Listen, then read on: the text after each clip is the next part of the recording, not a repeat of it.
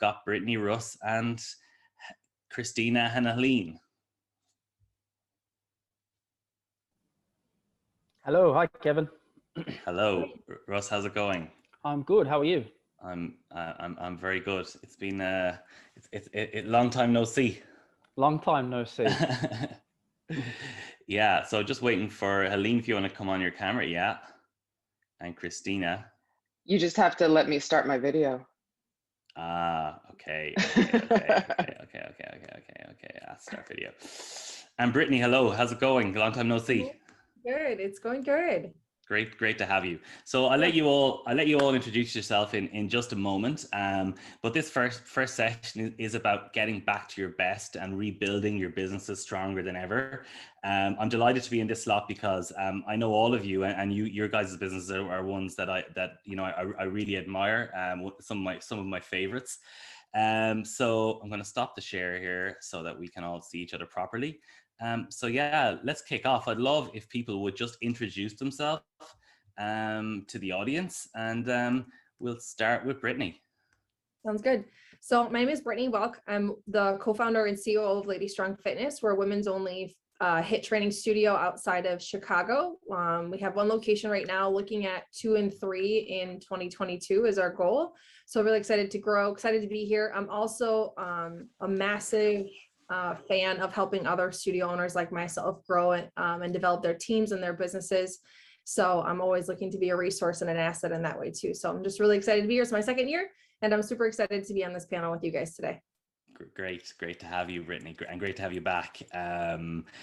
Okay, so let's start with Helene. Tell us a little bit about yourself, and I'll start with, go for it. Morning, everyone, or good evening, wherever everyone's calling in from. I'm Helene Jafine. I am the partner of Girls Just Want a Box. Kristina is the founder, depending on where she is on your screen. She just waved. And she started it years ago. I only joined in 2018, but we are bringing it bigger and better, and we're just expanding to the classes and the gear that she started back in the day. And so right now we're really just bringing women's boxing to girls of all ages, as all the way up to women plus. So we're really just bringing the great sport of boxing and making it accessible to everyone, and also giving women the tools to learn the real sport and really benefit from all things boxing, both physical as well as the mental aspect as well too. So we've generated and made classes based on that. And then we've also created a full women's line of gear, because that's not really on the market at the moment. So in conjunction with the classes, it's also good to have the gear, because it coincides really well, and also shows that you are allowed to be in this sport, and you do have a spot in the ring, if you will.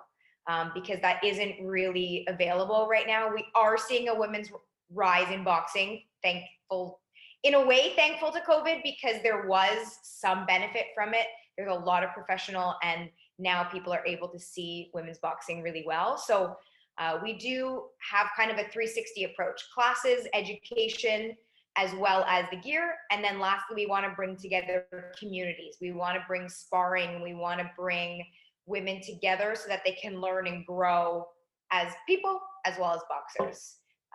And I'll stop there, because otherwise awesome. I could go on for a longer period of time. Don't steal it all from Kristina there. So yeah, Kristina, tell us a little about yourself. Exactly, and this is our second year as well, so we're very excited to be back. Yeah, very different year from last year. I think we had all just pivoted and the world was going crazy. So this is a much more calmer conversation, I think. Hi, everyone. I'm Kristina, Ejem, founding partner of Girls Just Want a Box. Helene's my awesome partner, and we are happy to be here for a second year. Yeah, Helene pretty much covered it all, but I've been boxing for 20 years. I've been coaching for 10. And, 10 years ago when I started Girls Just Want a Box, it's because we really did just want to box, and there wasn't many options for us from a sports specific, as well as everything comes along with it. And then, 3 years ago, I was lucky enough to have Helene jump on board, and I kind of left all the other types of training I was doing. We were doing corporate boxing events and had a gym. It was co-ed, all those different things. And we just clearly focused on women's boxing and created a line of gear together, which has been doing really well. But we'll talk about how that works and doesn't work. But there you go. Awesome. So Russ, we could call this the boxing panel plus Brittany. But tell us a little bit about your your business. Yeah, so I'm Russell Harrison. I'm the group managing director of Spartans Boxing Club. So I'm an Aussie based in Singapore, currently in Dubai. I was here for my honeymoon actually, and also we have got 11 gyms in Singapore. And the reason I'm in Dubai is because we're here to start launching our Middle East business. Awesome to hear from the ladies that Girls Just Want to Box. My wife, in fact, is a professional boxer. So kudos to you guys. Hats off for everything that you're doing. A little bit about Spartans. We back in 2015, we started community-based boxing gyms in Singapore for the sole purpose of building communities and inclusive environments around boxing gyms. My background is I've been a professional boxer, been involved in boxing and martial arts since I was a little kid. Grew up in gyms that my business partner and I term spit and sawdust kind of gyms. So not exactly welcoming, not exactly friendly, and probably not the kind of place that 90% of the people that come into probably our gyms come in and just want to get fit, have fun, and be part of a community. And that's how Spartans Boxing Clubs came about. So my business partner, Naz Musa, he kicked that off back in 2015 in Singapore.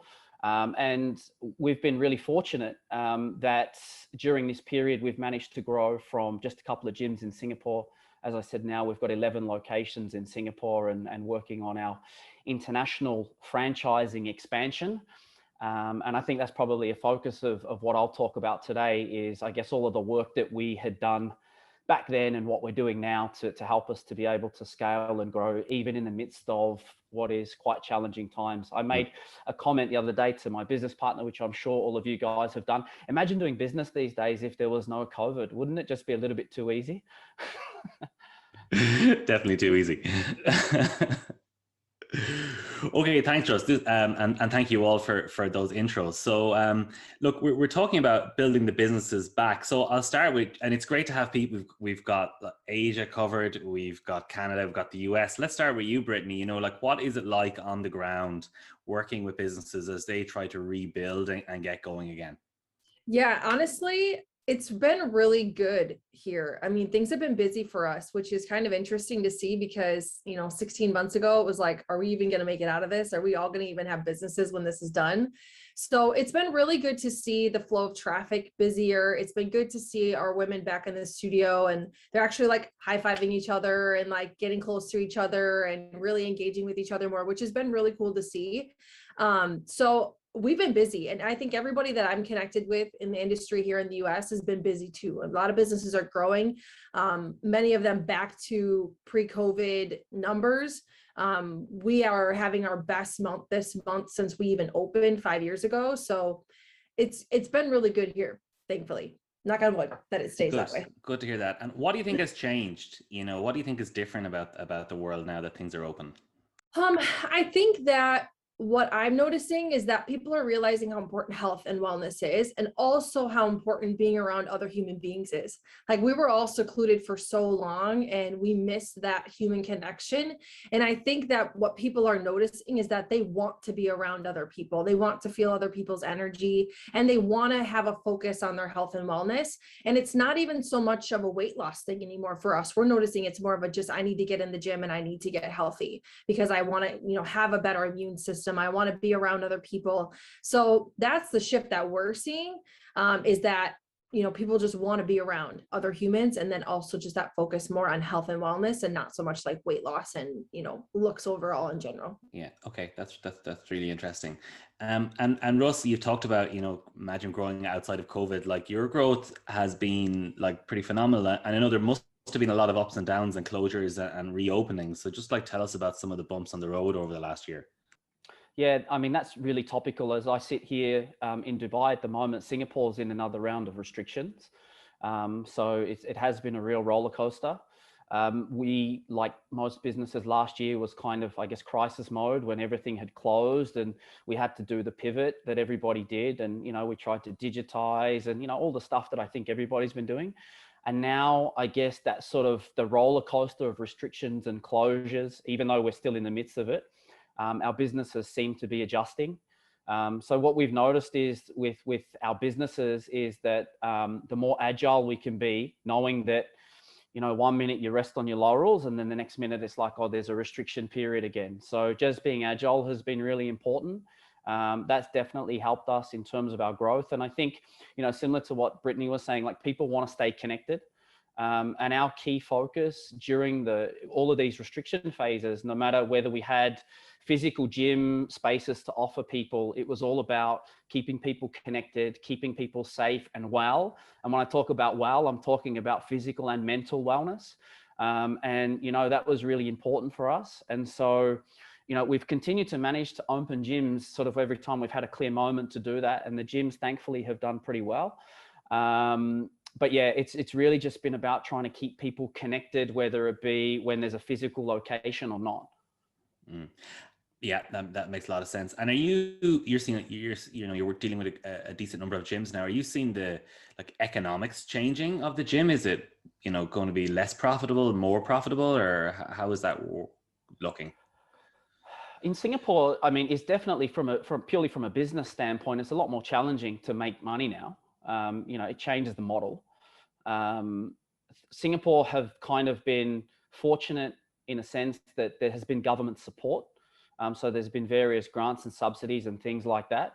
Now, you know, the industry as a whole, the fitness industry in Singapore has, you know, been pretty vocal recently that those grants and subsidies, etc., won't be enough to tide a lot of businesses through. So it definitely has had an impact. It has changed things. And I think one of the I guess the difficult parts is that, especially in Singapore, a lot of the industry trainers are on a freelance basis. So I know that it's had an impact on a lot of trainers and you know, the sort of living that they can make. So it definitely has changed the economics of it. But, you know, like I said before, just trying to be agile and adjust is what you do. Interesting. Okay, cool. And then Helene and Kristina, like I guess, you know, things in Toronto are a bit more locked down than maybe they are south of the border. So like, how has that been? And just like tell us how things have been going. We've been basically shut down for 15 months. I think we had a 1 month window. And a lot of times it would be 2 weeks and then we got shut down again. So we didn't even bother opening because it's too much. We're just playing with people's emotions a little too much, and it's just easier to stay online consistently. So it's a big hit to our business. It's a big hit to boxing clubs in Ontario. That's where we're in Ontario, Canada, in Toronto. And a lot of clubs have had to close. There is government grants and subsidies, but it doesn't always help.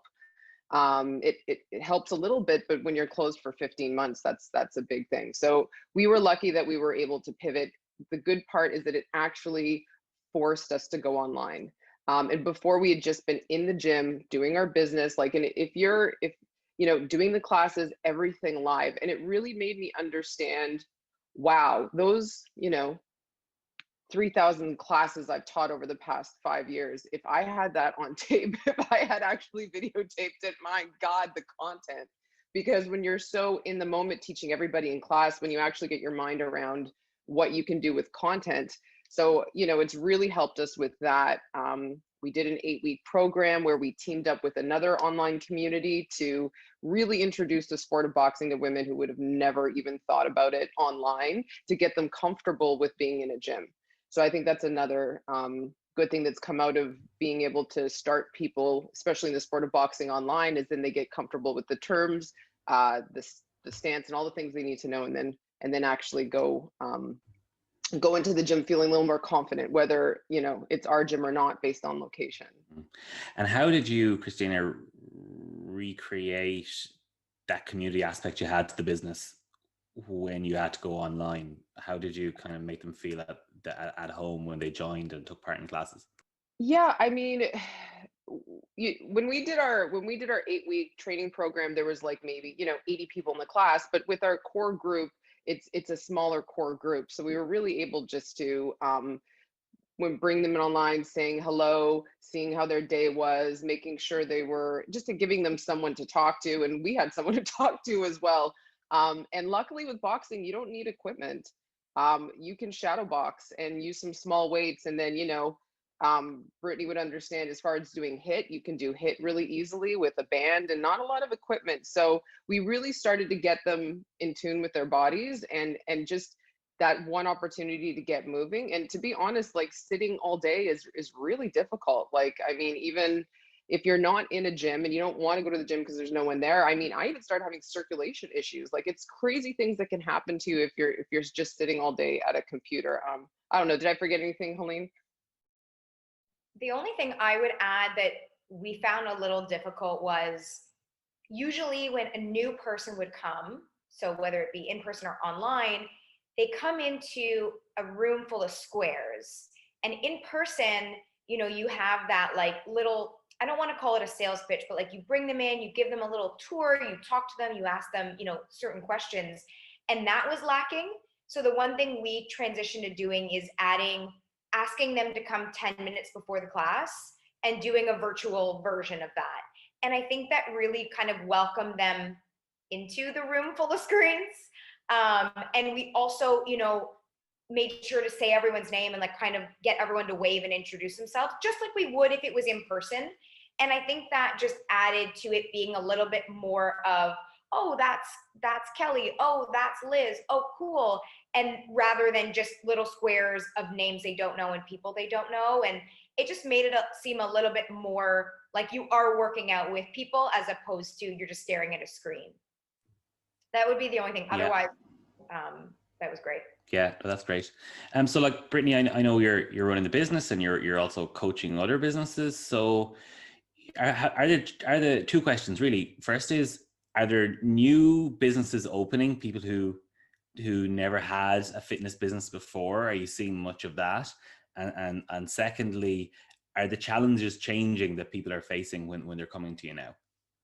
So yeah, I think, well, I don't do really any coaching. I was working at Loud Rumor for a while, and then now I'm just working more on my business, but I do still stay connected with a lot of people that I know come and ask me questions and send me messages and everything like that. So I'm still out there doing that stuff. But I think that we're in a really cool place right now in the US as far as business growth, because you heard, last year in the pandemic took 50% of fitness businesses out of the market. Like 50% of the businesses that were out there are no longer there, which pretty much allowed expansion for people who were running really healthy businesses and were able to pivot really fast and keep their membership bases. So for me, I'm seeing people take on that opportunity to expand to a second location, a third location. I mean, that's what we're looking into, is having that second or third or fourth location and really expanding their businesses, because they were able to come out of a pandemic.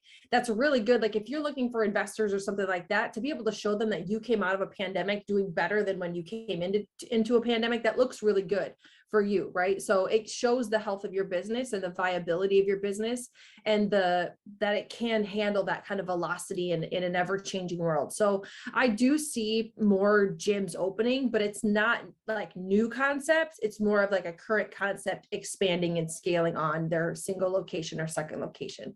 And then what was the second question? I missed the second one. Second question was, do you think the challenges people are facing are different now? Yes. And I think it's not necessarily like an actual challenge. It's it's fear. It's like more of an emotion and a fear of like, what if this happens again? More of than like roadblocks that people are facing. I don't think people are facing challenges like finding financing and equipment and things like that, because I think a lot of that has kind of loosened up a little bit. Right away, it was really hard to even get a freaking dumbbell on Amazon. Like you couldn't even get equipment, but I've seen that's been changing a lot. So it's a little more accessible in that way. But I think now it's just an emotional fear for owners of like, if I go and do this, kind of like Russ, like for you, you're opening other locations and you do it and you're like, if I do this, is this going to work? If I take this risk, is this going to grow like I hope it will? Or am I going to get chopped down in the middle of it, right? So for us, we're looking at a second location. And when we went to the landlord for the lease, we're like, can you put some kind of a catastrophic, piece in there where it's like, if this happens again in the middle of construction, are you going to be able to help us out? So you start to think of things like that, because there is that innate fear of if this happens to me again, what will I do? You know, so I think that that's more of the challenge that I would see versus like physical challenges of financing equipment, build out and things like that. And Russ, I guess you've probably been pretty like fearless in the expansion of the businesses. So like tell us a little bit how you've thought around that and how you've thought about like taking risks. Yeah, I think it's a really valid point. And because our model is a franchise model, so, you know, partners that are coming in to do the expansion with us, they're essentially franchisees. So we've got to show them that we've got a robust business in place that can get through, you know, whether it be shutdowns or restrictions or whatever else that it may be. So, you know, I think similar to what Kristina was saying before, like the digital content piece, that's big for us. So, you know, a big part of our manpower now is around technology and digital. And that's not just for, you know, a lot of people are thinking about that for the online consumer, but we're also thinking about that for gym to gym. So that that helps a lot. But, you know, I think for us, you know, I've spoken to a few people about this. Our expansion is like, you know, everyone looked and went, wow, you know, that's great. This has happened so quickly. But we were investing in a business model that was robust, you know, way back when we started thinking about expanding, which was, you know, back in 2016. So a big part of what we were trying to do was make sure that we had built a business model that was robust. I mean, obviously we didn't, if we had seen the pandemic coming, we would have probably slipped a little bit, but it was, you know, different sorts of challenges that we're always thinking about when we were building this franchise model. But I would love to say that we're fearless. It's definitely not fearless, but we're just trying to put as much risk mitigation in place as we can. Yeah, I'm just giving an eye on the questions from the audience, and definitely to the audience, like keep them coming.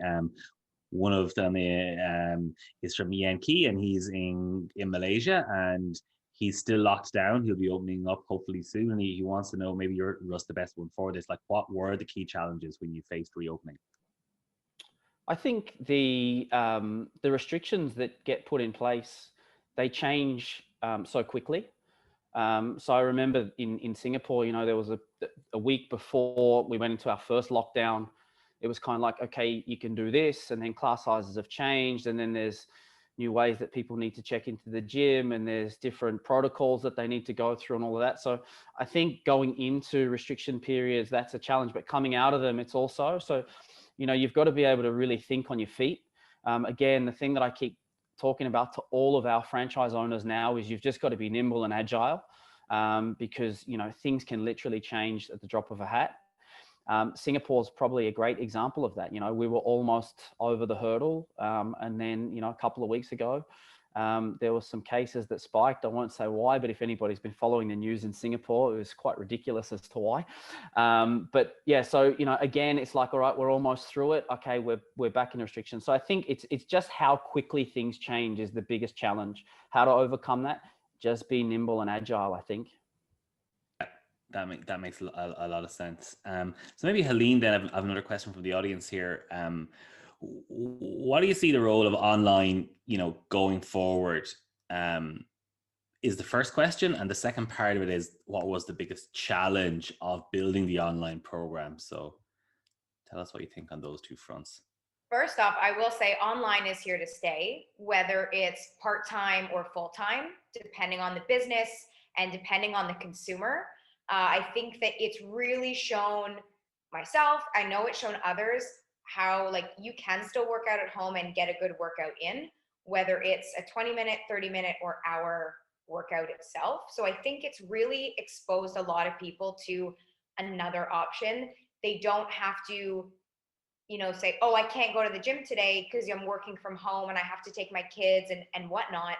They can squeeze in a 20-minute workout at home, or they can, you know, depending on if they're using an app, they can take an app outdoors and do it there. So I think it's really exposed fitness and health and wellness to your everyday life. Like, I think it's really allowed you to be, you don't have to drive or walk to get to a gym to have a workout. So I think it's really, or if you're traveling right now, you're not restricted by, you could still maybe take your favorite fitness class with you, which I think is awesome. Like, we've had a couple people that have been traveling and they can still take our class. Maybe with the time zone, it's a little bit different, but I think it's allowed for more people to continue their fitness journey whether it's at home or at the gym or a little bit of both. Even myself, I've done some workouts at home still because it's just convenient and I want to get it done early in the morning. Like I roll out of bed, I do it, and then I get to my day. And then there's some days where I'm at the gym and I get to do a workout there. So I think it's really expanded people's options for fitness and showing them that you don't have to necessarily just go to the gym and work out there. There's lots of other ways to do it. And then the second question was, I think our biggest obstacle, and I know Kristina and I have spoken about it, was, you know, we want to make sure the sound quality is great. We want to make sure the video quality is great. We want to, like, it was like, we want everything to be perfect. And in a way, COVID, like, we were closed down for 2 weeks in March. That was like what they said. And so we were like, okay, we're closed. We'll go back in 2 weeks. And as of April, we're like, we need to get online. And it was, we're going to figure out as we go. So, you know, we told all of our members ahead of time, like, this is very new for us. We've never done this. Please be patient.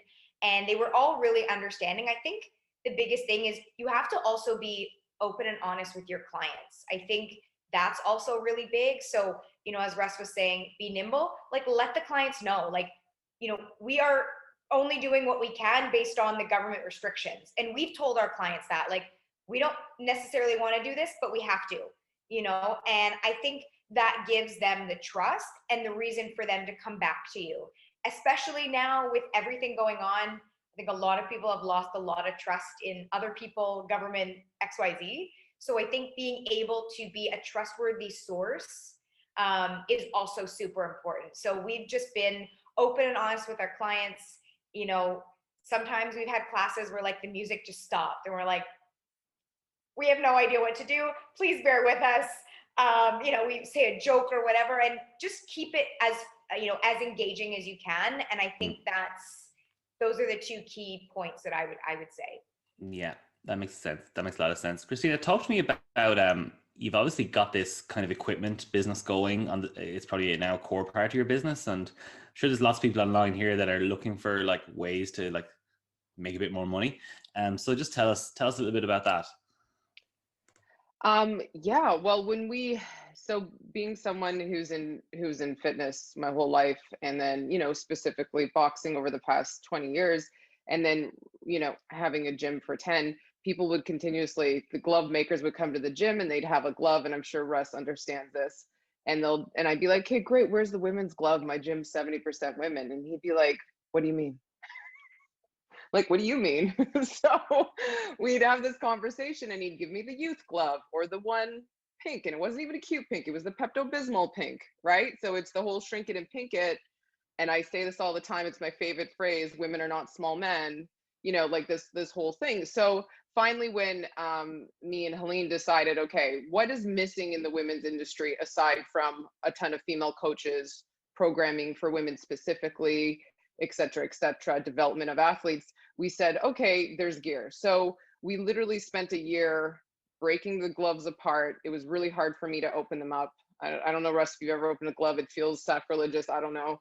And then we developed a glove and redesigned it. And it was hard and it took a lot of time and a lot of R&D, but we did it. And now we have opportunities to not only sell our specific line of gloves that really cater to women who box for fun or for real. That's kind of our tagline, because we do fitness as well as real boxing from your amateur and professional side. And there's just no support for women that. So creating the gear and then just finding the gap in the market, and your clients want to support you. So they want to wear your name, your brand. It helps them feel empowered. It feels like they're part of a community and part of a club.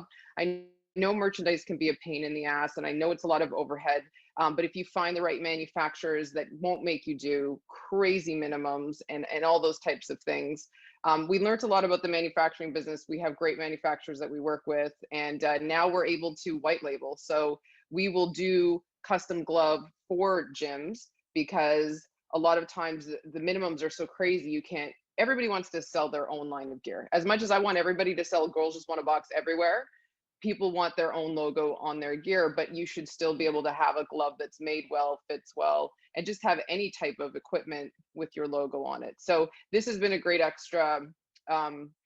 We're able to sell the packages, the classes, they get to wear our brand, they get to be brand ambassadors, and we really get to support women in the sport.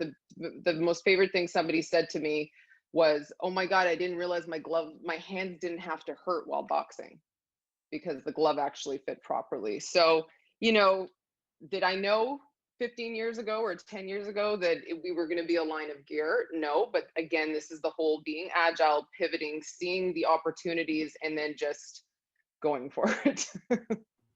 Yeah, that's really. I think it's really about like understanding your customer and seeing a bit of a need there and really focusing in. I think it's a good example of what you can generate when you do that. That's really cool. Okay, back to you, Brittany. I'm getting a few more questions coming in. It's from Coach Pete, and Pete wants to know. He's looking for strategies around connecting with other businesses in the local community, and people might have lost some of those relationships, and some of those businesses are gone. But what examples can you give us of doing that and how we can help the business? Yeah, I think B2B is really important in creating those relationships in your community with people because, and I really like going to small businesses in your community too, because that they've been struggling too, just like you have, especially as if you're a small local gym. So like your local coffee shop or your local smoothie bar or your local salad bar, or whatever it is, it's like go into those places and either offer to give them maybe team building events. What if they have like a team of 10? And you can say, hey, we'll run a free class for you at our gym for your team as a team building event. That's a way for you to get leads. It's a way for them to do a team building event. It's a fun way for them to get out of their business and get in with their team and do that team building. You can do that.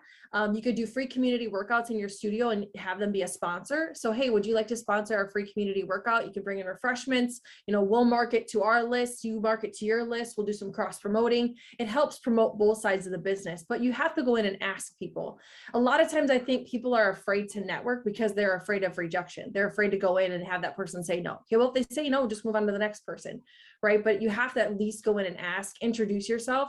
I was talking to somebody yesterday and I was like, listen, like, you are your brand. So wherever you go, if you feel like it would be a good partnership for you to have as a business, you should be introducing yourself. Hi, my name is Brittany. I actually own LadyStrong Fitness down the street. And did you know that we were down there? I see you actually have a lot of females in here, and I would love an opportunity to either put some flyers in here, create some kind of a partnership with you. Maybe you guys can sponsor an event that we do.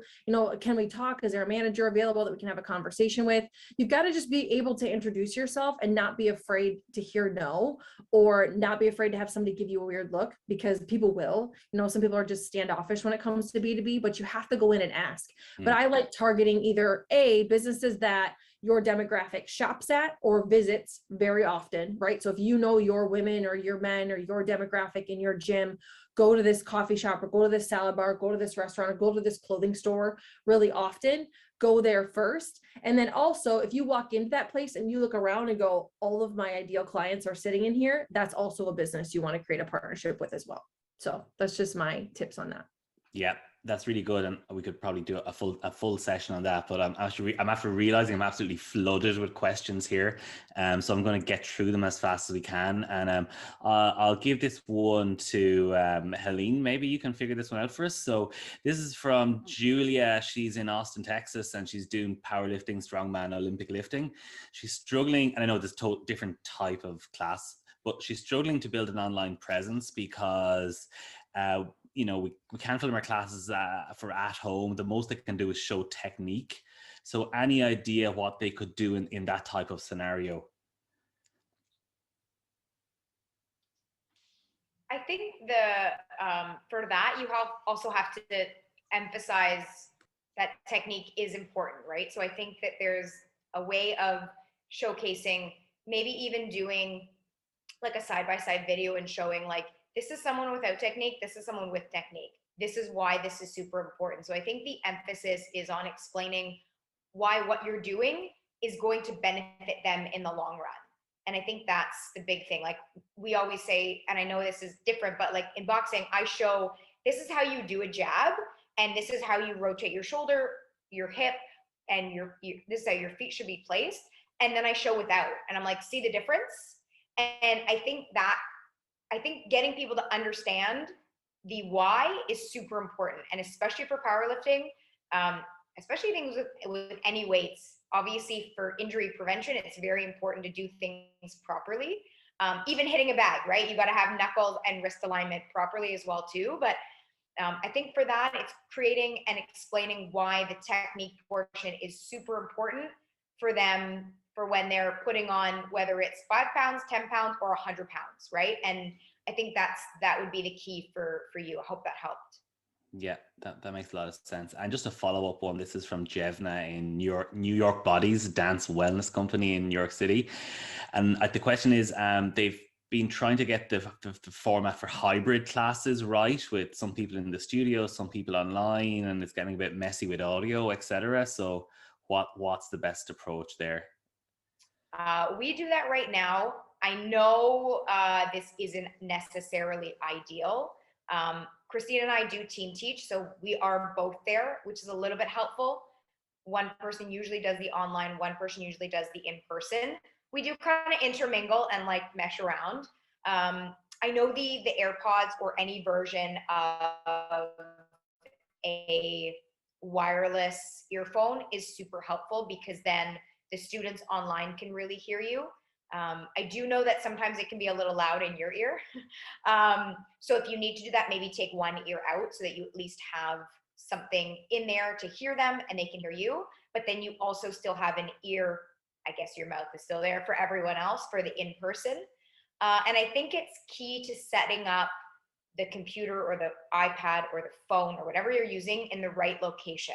So find a spot where like you can stand and the online can see you and the in-person can see you, as opposed to you trying to run around. Because I think once you leave the camera, people online are lost.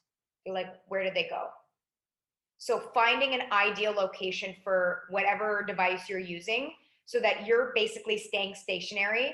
If you're dancing, I understand you might be moving around a little bit, but you could still have a box that your computer can still see you and everyone in the class can see you. And I think that's the most important, is not losing people by leaving the camera, because the in-person can always really see you. Yeah. Okay, that's really good. And I've got so many online questions. I'll just do one more and change tact. But this is from Tom, and he's in Marco's Gym and Spa, Uganda. Pretty cool. And he's having trouble convincing his clients to take the online classes. He's doing boxing as well, because they see it as something that should be more physical. So maybe Kristina, tell us like a couple of like conversations and how you change people's perspective on that. I love this question. So people's perception of boxing is just hitting each other, right? Just like, do you know how much work you have to do before? I say, sparring is a privilege, not a right. So there's a lot of work that needs to be done before you should be getting in a ring. And also hitting a bag, okay, hitting a bag is one thing, but I'm telling you, when I started teaching the classes online, I felt it more. So you could tell them that their cardio, they're going to get a ton of cardio because they're going to do shadow boxing, and shadow boxing is the foundation of boxing. I would say I'm excited to see our boxers back in the gym, because the amount of tweaking and what they've done to like really fix their technique. So boxing is, you can also tell them that boxing is muscle memory. So the more punches you throw, the more times you practice, the better you're going to be. And sometimes you lose that when you're just hitting a bag. You lose that when you're just doing pads to, with your coach. So being able to teach them technique, reinforce it through repetition. And the best thing you could ever do for them to get a workout is put 2 to 5 pounds in their hands while they're doing the shadow boxing. It's bonkers. Add a band on their thighs, also bonkers. And we because boxing's done in rounds, we don't do rest. We do 2-minute rounds, then you get into like a minute of hit in between the rounds, good old active rest. And you get them to do one class with you online, offer it free for them to try it, and then they're like, oh my God, this is amazing. And then you just got to kind of convince them to get them to try it. If you have a great offering, if you give them a great workout, it's a perfect way to help people, and they can't always get to the gym. I didn't think I'd love working out at home. I love it. I love it. I'm happy to teach at home. I'm happy to be in the gym, but I'm a very busy person. So it's great for those people that are on the go. I think if you offer people a free class to try it out. And the other big thing is you shouldn't always, a lot of gyms made the mistake of lowering the price for their online when they started. They lowered the price of their online classes and their online offering in a substantial amount, and they can't get them back up. So what are you charging now? What do you want now? What are you getting now? Do you mind me asking? yeah, we've always been a very accessible price range for places in Toronto. Like in downtown Toronto, you can pay $25 to $35 for a class. We've kept it in that $18 range, Canadian, which is almost nothing in some other dollar values. I don't know. So, but we've kept it, we do something called punch cards. So it's not necessarily a monthly, and people pay per class. We extended, they're never going to expire. So I think that makes people feel safe. We extended our expiry. Whether you do online or in person, it's the same cost, because trust me, you get a workout and you have to be very confident in what you're offering. So I think that's helpful as well. And I can go on forever. Ping me on the side if you want more. Yeah, great. And like, I'm just getting a phenomenal amount of questions. So like, audience, keep them coming, and I'll just do my best to get through as many as possible. One that jumped out was, Brittany, how do we create confidence to members who are concerned about showing up physically to the gym due to COVID, members that may be more senior members or whatever? What's the best way to do that? I think number one is getting reviews from your members on your review platforms. So Google, Facebook, Yelp, you need to have refreshed reviews on a very consistent basis, and people need to be talking how clean your facility is, how safe your facility is, how comfortable they feel in your facility. You need to start there. So if you're not asking for your members for reviews, get off this after we're done and go and do that, because you need to have fresh reviews, because that's what people are looking for right now. When they're searching gyms right now, they're looking at reviews, and they want to see most recent reviews post reopening. They want to know what you're doing for COVID protocols. They want to know what your mask policies are. They want to know what your members are saying. So that's number one, is go get reviews. Number two, I think it's best to offer your members a free class to come back in. So let's just say they're a member, they haven't been back into your studio. And we did this with a lot of people, because we have people that are like, well, I'm not sure. And I'm like, listen, come in, take a class. We're following all the guidelines, we're following all the protocols. If you don't feel safe, we'll just keep your membership frozen. And when you're ready to come back, or you can continue doing online classes, that's totally fine. But, we want to have you come in and at least give us a chance. So I think if you've created a really good rapport with your members for the entire time you've been open, and especially through COVID, they're going to trust you enough to be like, okay, I trust this person. I know they have my best interest at heart. I'm going to go in and take a class. So those are the two biggest things that I would do, is get reviews and then offer some kind of a complimentary class for those members to come in and give your studio a try. And if they like it, and if they feel comfortable, then they'll want to come back. And most likely when they get back in there and they feel the energy of being in a class again, and they feel the energy of being around other people, and they see that you are following proper guidelines, they're going to come back. Right. So they just need to kind of take that first initial step in the water. And then I believe that they'll be fine after that.